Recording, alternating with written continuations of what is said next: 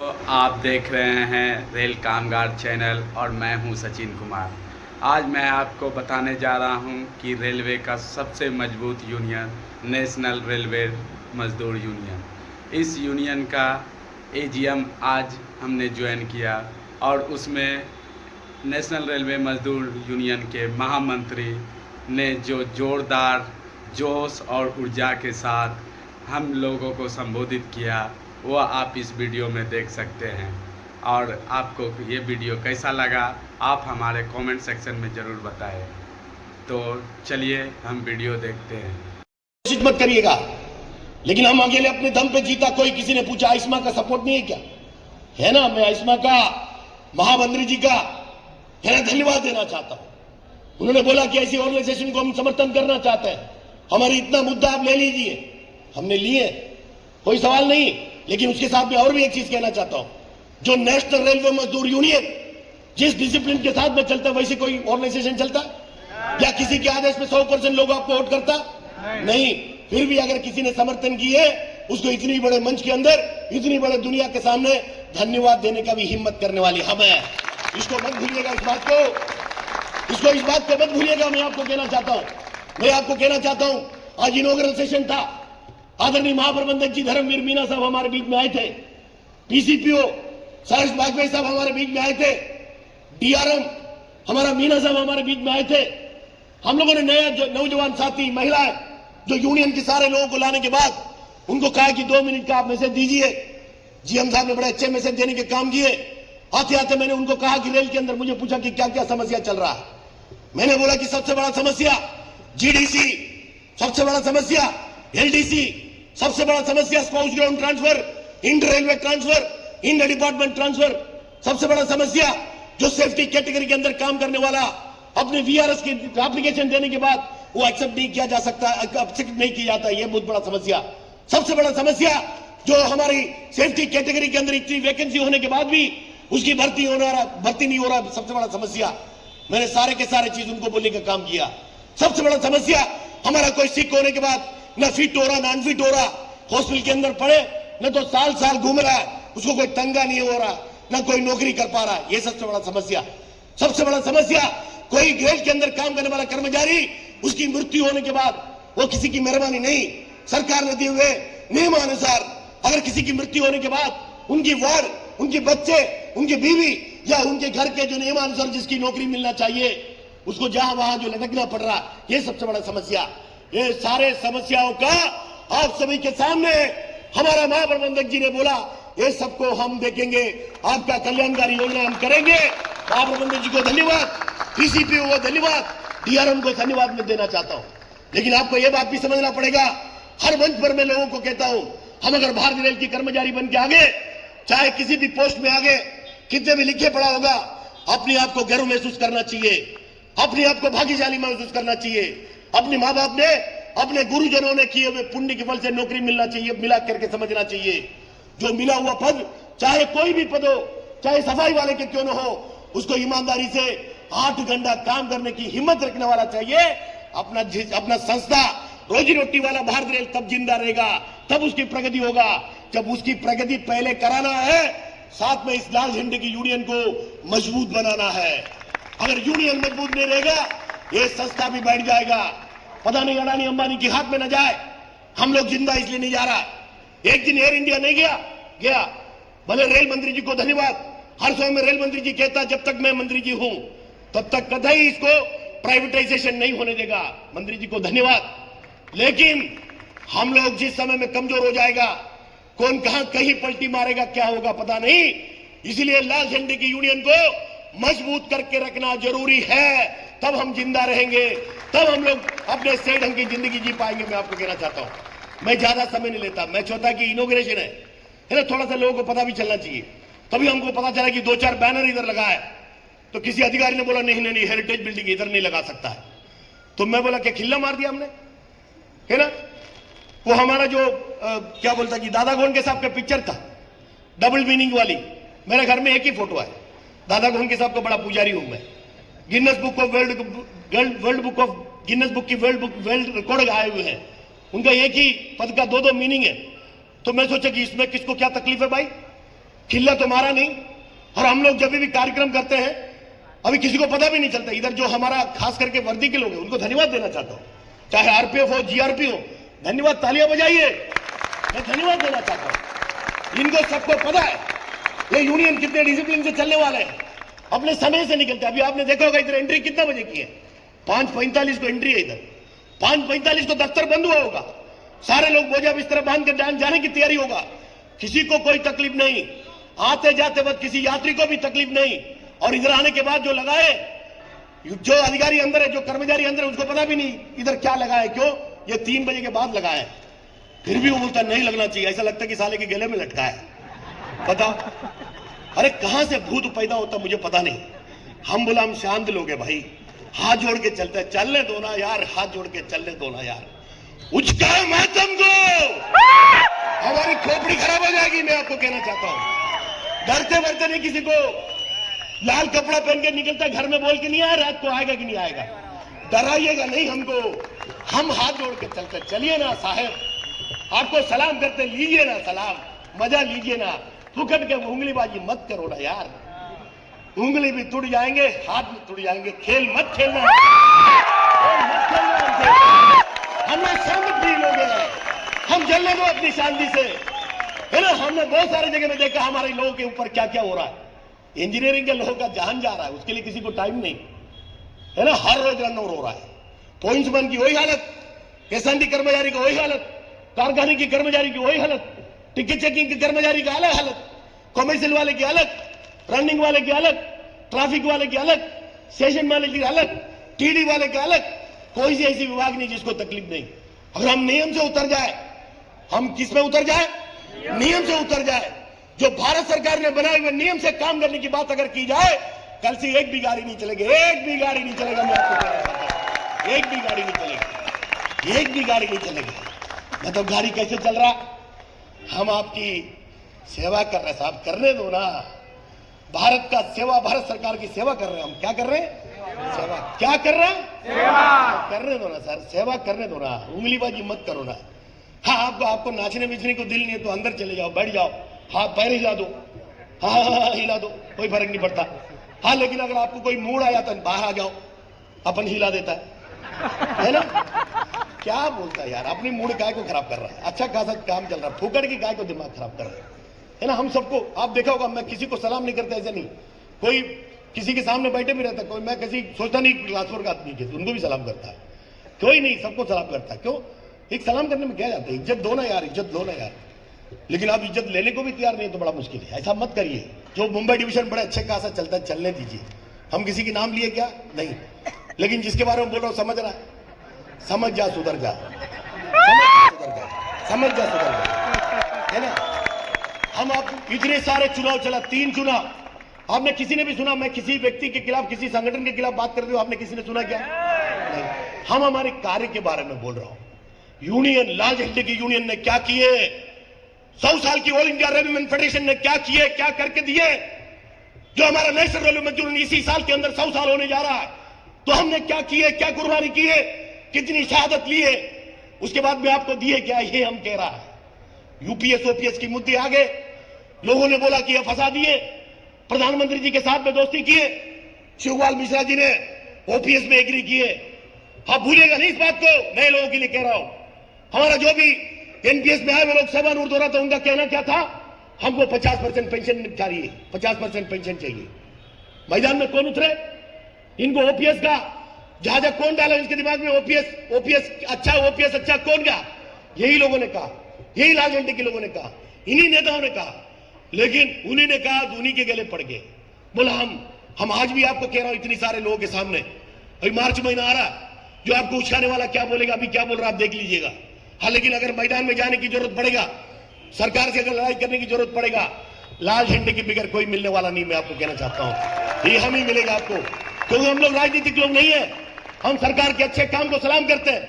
हाँ, लेकिन हमारी पेट को, हमारे नौकरी पे हाथ डालने वाली कोई काम होगा, सरकार चाहे किसी के भी होगा, हम नहीं छोड़ते हैं, हम विरोध करेंगे। क्योंकि हम लोग छत्रपति शिवाजी महाराज, भारत रत्न डॉक्टर बाबा साहब अम्बेडकर की पुजारी है, मैं आपको कहना चाहता हूं। तो हमको कोई फर्क नहीं पड़ता कौन है क्या है। हमारा नारा सर्वधर्म समभाव है। हमारा नारा क्या है, सर्वधर्म समभाव। हम एक दूसरे को इंसान करके जानते हैं। किसी को हमने पूछा नहीं आपका सरनेम क्या है, पूछे किसी को? या आपको पूछे कौन से गांव से आए, किसी ने पूछे? हाँ, हमने जरूर ये पूछा होगा आप कौन से डिपार्टमेंट में काम करते हैं, ये तो पूछना पड़ेगा हमको। इसके अलावा हमने कुछ पूछे नहीं। दर्द को समझिएगा, मैं आपको कहता हूं, हम हमारे लिए नहीं, आगे आने वाली 5 साल के बाद क्या होगा भारत रेल की, 10 साल के बाद क्या होगा भारत रेल की, ये हम सोचने वाला है। आप लोग हमारे आरपीएफ के साथ भी है, वहां खड़ा है। पीयूष गोयल जी रेल मंत्री था, माटंगा के अंदर आया था, हमारे टिकट चेकिंग स्टाफ को शायद याद होगा, उन्होंने कहा था कि टिकट चेकिंग का काम हम आरपीएफ को दे देंगे। याद है भाई? कोई टिकट चेकिंग है, इसको याद करते हैं? हाँ या हूं तो कुछ तो बोलो। नहीं, टिकट चेकिंग को जब हमारा लोहानी साहब था सीआरबी, इन्होंने बोला कि टिकट चेकिंग स्टाफ हमारे एम्बेसडर है, ब्रांड एम्बेसडर, बोला कि नहीं बोला? भूल गए भाई लोग। भाई लोगों को इतने धंधे पे लगा के रखे दिए, ये तुम्हारा टारगेट है, दिन में 80,000 लाना है। सब कीछे में हाथ डाल के खड़े रहते हैं, 80,000 लाना है। अरे लाएंगे कहां से? अरे लोग सब टिकट लेके जा रहा है। आपको मालूम है एससी गुप्ता जी इधर एक डीआरएम था, उन्होंने कॉर्डन ऑफ करके पूरी आरपीएफ को लेके हर जगह में गाड़ी खड़ा करने का काम किया, चेकिंग करने का काम किया। उसके बाद में सबको, गोयल साहब था उधर सीडीडीसीएम, गोयल साहब ने फतवा जारी किया, आपको इतनी टारगेट लेना है, इतनी पावती बनाना है। अरे एक तरफ से डीआरएम साहब पूरा चेक कर रहा है, उस समय एसीएम को भी पकड़ा, सीपीओ को, डिप्टी सीपीओ को पकड़ा, याद है साहब आपको? सबको चार्ज कर रहा था, जीआरपी को पकड़ रहा था, सबको, किसी को छोड़े नहीं, आरपीएफ को छोड़े नहीं। आज सारे लोग हमारी फर्स्ट क्लास में आ रहा जा रहा है, किसी को कोई बोल रहा है? आने भी दो, मैं आपको क्या बोलता हूं, भर्ती वाला अगर उसमें नहीं आएगा तो किस में जाएगा? मदद करने के लिए आप पुकारेगा तो वही आएगा ना। आने दो, जाने दो ना, उसके पीछे क्या पड़ रहा है, नहीं समझा? लेकिन भूलिएगा नहीं इस बात को, आपको याद रखना पड़ेगा। लेकिन उस समय में उन्होंने बोला कि, गोयल साहब ने बोला कि आपको टारगेट पूरा करना है। उस समय में एसके अग्रवाल साहब एजीएम था, याद करो उस बात को। हम लोगों ने बोला ये नहीं हो सकता। बोला क्यों? काउंटर के सेल उस टाइम में 38% बढ़ गया, 38% काउंटर पे सेल बढ़ गया, क्योंकि चेकिंग हो रहा था। तो आप पावती कहां से बनाएगा? ऐसा दबाव मत डालिए, ऐसा हमारे टिकट चेकिंग के गलत काम कराने को मत लगाइए, यह मैं बोलना चाहता हूं। अगर आप उनको बोलेगा तो कहीं भी खड़ा करके किसी से भी पैसा जमा करना शुरू करेगा, मत करो। अपने अच्छे नाम है ना, किसी के पास एक पैसा भी नहीं है, खाने को नहीं है, उसको हाथ बांध के लेके जा रहा है। छोड़ना बाबा, उसको खाने को नहीं, कहां पकड़ के ले जा रहा है? आपको अच्छा लगता है उसको पकड़ ले जा रहा है? और आपको पैसे चाहिए, मेरे फोन करो, मैं देता, मेरे तंगे में से देता, चल पैसा ही ले लो। मत करो, सब चीज को देख के करो। कहीं दोस्ती करना वो भी सीखो, कभी अपनापन भी दिखाओ। मैं आपको कहता हूं, कोई ऐसी डिपार्टमेंट नहीं जिसको ऊपर बोला नहीं जा सकता है ना। हमारा मिनिस्ट्रियल कैडर अगर जिंदा तो किसके वजह से जिंदा है? अकाउंट्स कैडर अगर जिंदा तो किसके वजह से जिंदा है? भंडार सागा अगर जिंदा है तो किसकी वजह से जिंदा है? मैं पूछना चाहता हूं, आप याद करिए। सो प्रिंटिंग प्रेस 9 साल हमने जिंदा रखने का काम किया। किसने जिंदा रखने का काम किया? परेल कारखाना करीब 8 से 9 साल से जिंदा रखा हुआ, किसने रखने का काम किया? भूलिएगा मत। लाल झंडा इतनी धीमी से क्यों बोल रहा है? अरे कमाल है, ऐसा लगता है कि सबका उपवास चल रहा लगता है, क्योंकि आठवां वेतन आयोग आने वाला। अभी क्या आने वाला है? आठवां वेतन आयोग। आठवां वेतन आयोग कौन दिला रहा है? लाल बहादुर। हाँ, लेकिन मिलने के बाद बहुत सारे लोग बोला नहीं ये झूठ बोल रहा, हम लोग दे रहे। ठीक है बाबा, तू ही दे रहा, चल कितना दे रहा हो तो बता, ये तो बता कभी कितना देने वाला है। वो नहीं बता, वो अभी नहीं बताएगा, मिलने के बाद बताएगा। अच्छा, तुम्हारा आइडिया अच्छा है ना, लेकिन उसके पीछे भी कुछ लोग घूमता है, ये वही बोल रहा है, या ऐसा इसमें मत पड़िएगा। दर्द है ना, मैं लोगों को बोलता हूँ अपने आप से मोहब्बत करो तो दूसरे से मोहब्बत कर पाएगा। तो बहुत सारे भाई लोग सोचते अपने आप से कैसे करेगा, पैसा बहुत है ना, बड़ा आईना लगाओ ना घर पे। मैं बहुत सारे लोगों को देखता हूँ शाखा के अंदर 25 आदमी एक दूसरे का नाम नहीं जानता। वो कालिया किधर है, वो टकलू किधर है, टेढ़ा नाक वाला किधर है, नहीं तो बोलेगा मद्रासी भैया गाउटी। अरे 25 आदमी का नाम नहीं जानता तुम और यूनियन चलाएगा तुम? है वो ऐसे इस तरीके से बात करते। इसलिए थोड़ा सा खुद से प्यार करो। कैसे खुद से प्यार करो? बड़ा तकलीफ हो रहा है लोगों को। खूब पैसा मिल रहा है ना, 1000 रुपए में बड़ा आपका जितनी लंबाई है उतना बड़ा आईना मिलेगा, लगाओ घर पे, अकेले रहे ना रूम पे, कर लो जितना मांगता उतना। आपका खूबसूरती भी देख लो, कितना टेढ़ा नाक है, कितना टकलिया सब देख लो। एक बार करने सीख जाएगा ना अपने आप से, तो फिर जो मिलेगा सब आपको प्यारा दिखेगा। मैं आपको कहता हूँ सब प्यारा दिखेगा आपको, है ना, सब प्यारा दिखेगा। नफरत से मत देखिएगा। हम तो हमारे साथ में रहने वाला, हमको नफरत करने वाले वो हम जानता है, यही नफरत करता है हमको। मैं यूनियन की जनरल सेक्रेटरी हूँ, तो डाउट है किसी को? ऐसा किसी को लगता मेरा नहीं चलता? ऐसा लगता किसी को? तो सब चलता हमारा। नहीं समझा क्या मनोज? चलता कि नहीं चलता मेरा? क्या मंडी क्या हिला रहा तू? आवाज भी बंद हो गया।